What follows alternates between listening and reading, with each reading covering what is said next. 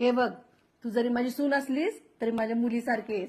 आता हे घर आपलं समजूनच संसार नीट करायचा.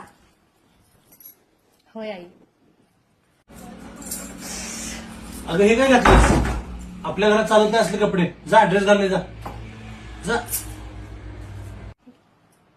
ओ, मी नोकरी करायचं म्हणत होते.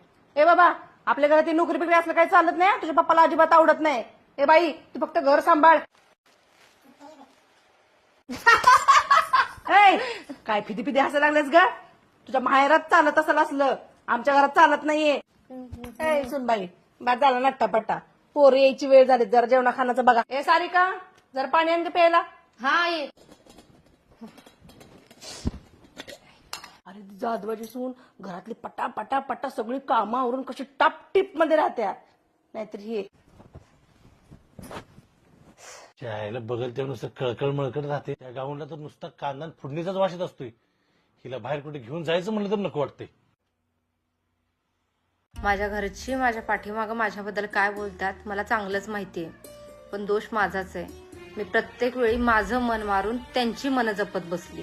खरंच या सगळ्यांसाठी मी स्वतःला बदलून चूक केली काय?